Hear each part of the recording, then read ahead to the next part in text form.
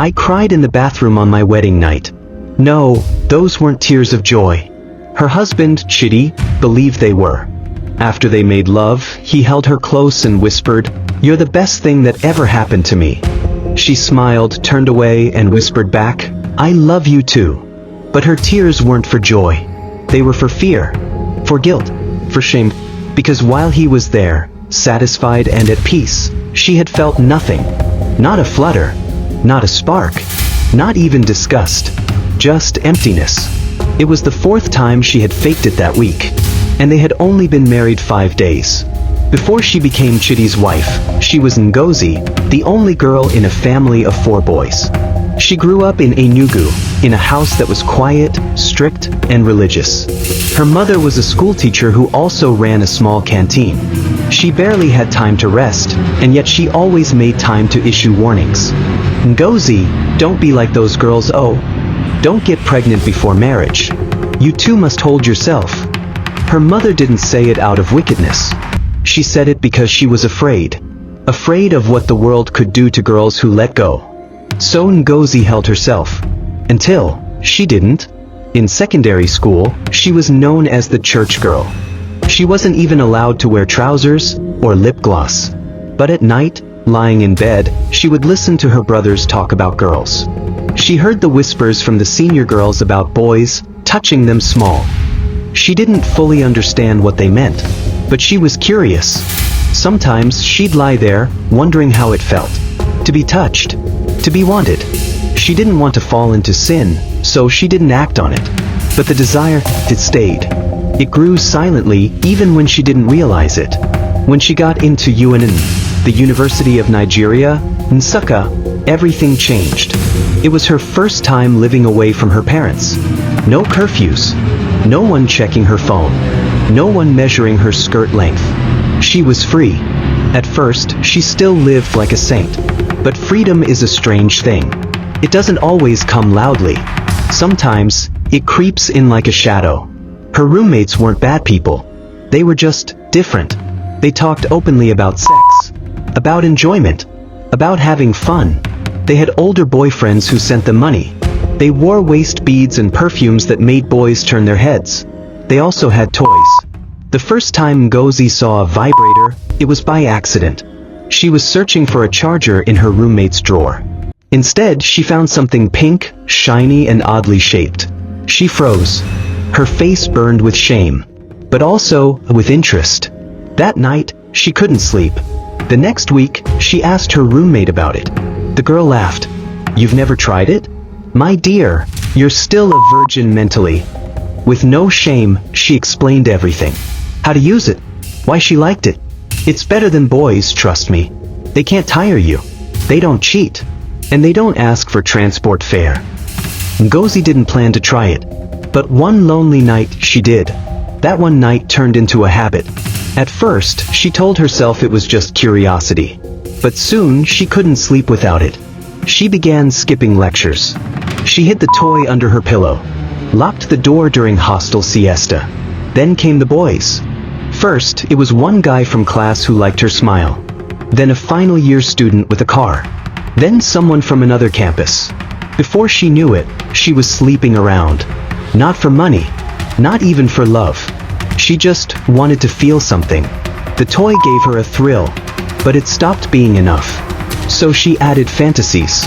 Then videos. Then real people. Each time, pushing the line a little further. And each time, her body learned to respond to more. More pressure. More imagination. More stimulation. Real touch started to feel fake. Real intimacy felt boring. But she didn't notice what she was doing to herself. Didn't realize she was quietly ruining her own future. She met Chitty during NYSC. It was a rural posting, somewhere in Imo State. She hated it at first.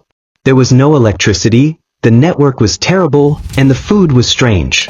Of boredom more than faith, she joined the local church youth fellowship. And that's where she met him. Chitty was different. He didn't chase her. Didn't stare at her waist. Didn't flirt recklessly. He listened. He talked about God. About purpose. About building a life, not just enjoying one. At first, she assumed he was pretending, putting on a show like many others. But day by day he grew on her. He reminded her of the kind of man her mother used to pray she would marry. For the first time in a long while, Ngozi felt seen. Not just wanted, but valued. So, when Chidi asked her out, she said yes. 8 months later, he proposed. She was scared, but she said yes again. She thought, maybe love will fix me. Maybe marriage will erase my past. She had no idea how wrong she was. They got married in Enugu. It was a simple wedding. Joyful, holy. Her mother cried during the vows. Chidi held her hand the entire time. Everyone said they looked perfect together. But that night, the illusion shattered. After the celebration, they checked into their hotel. Chidi kissed her gently. They prayed together. He undressed her slowly, respectfully, carefully. She lay there, waiting for magic, for fire, for butterflies. But nothing came. Just silence.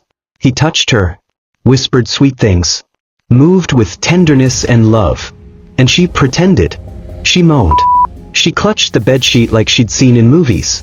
But inside? Nothing. No spark. No thrill. No connection. And afterward, while he held her, she stared at the ceiling, wondering what was wrong with her. In the months that followed, she tried to fix it.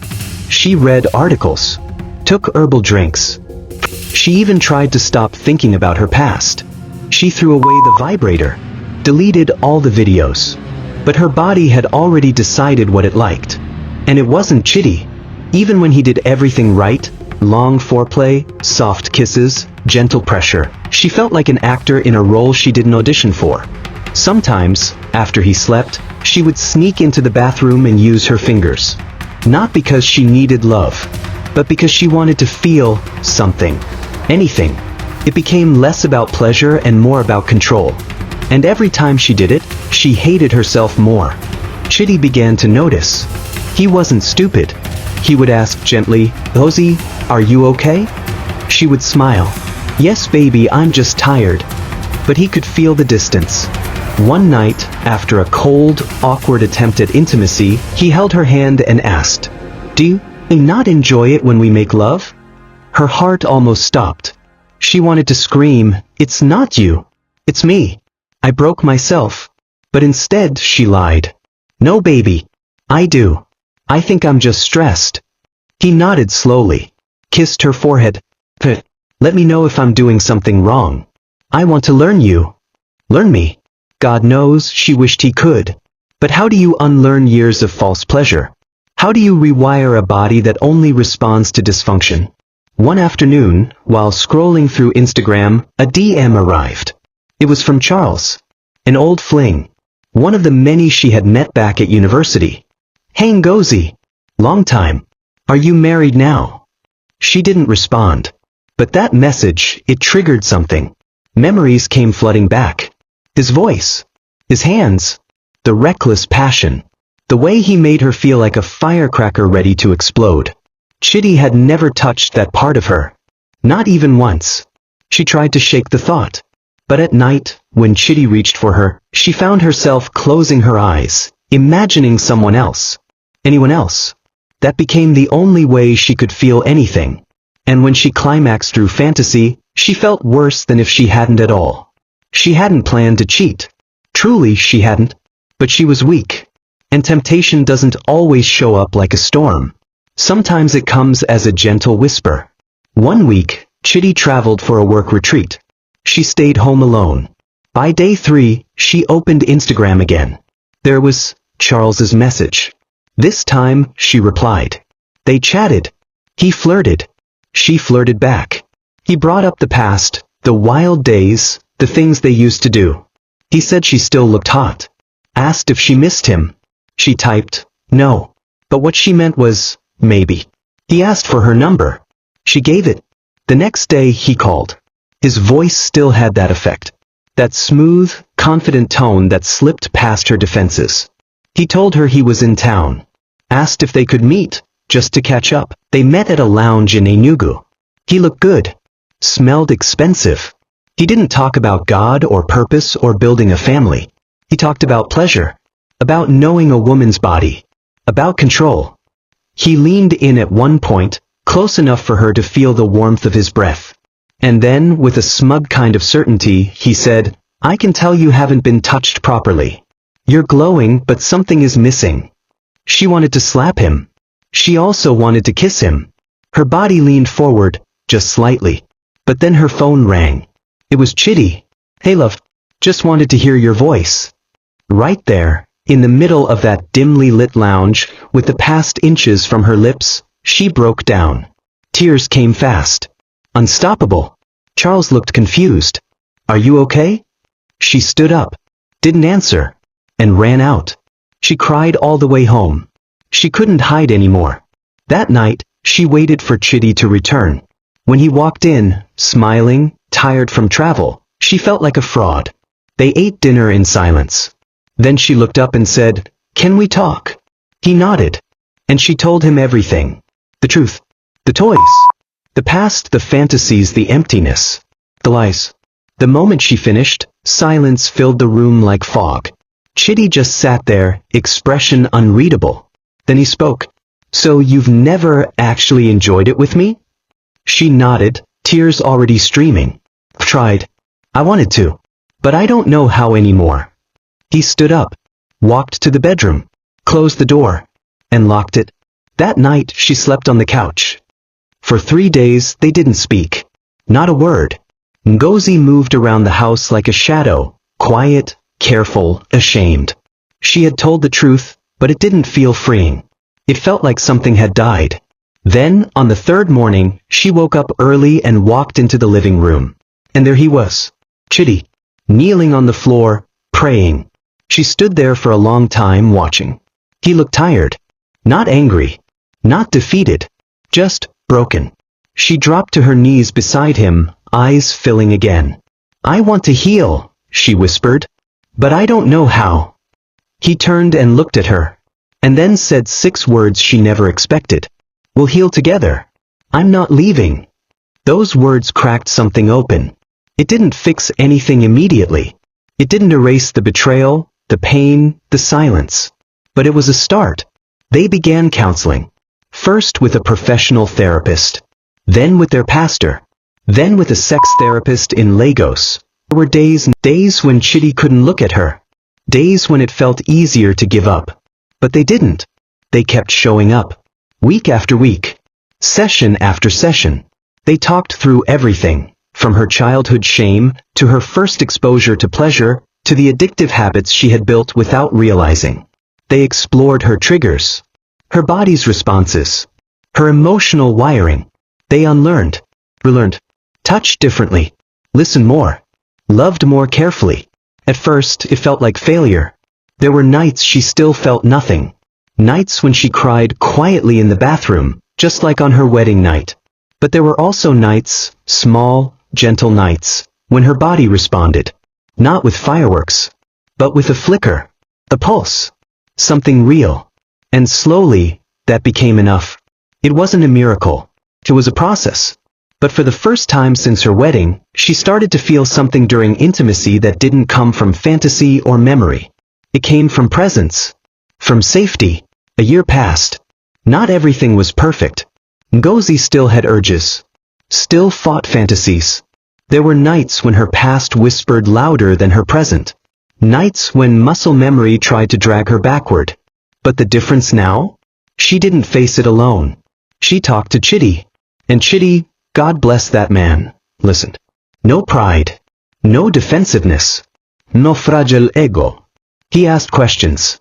He read books. He sat in silence with her when words failed. Together, they rewrote their language of love. They started from the beginning, touch without agenda, presence without pressure.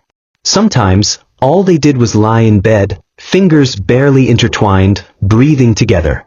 She discovered new things about herself. Little things.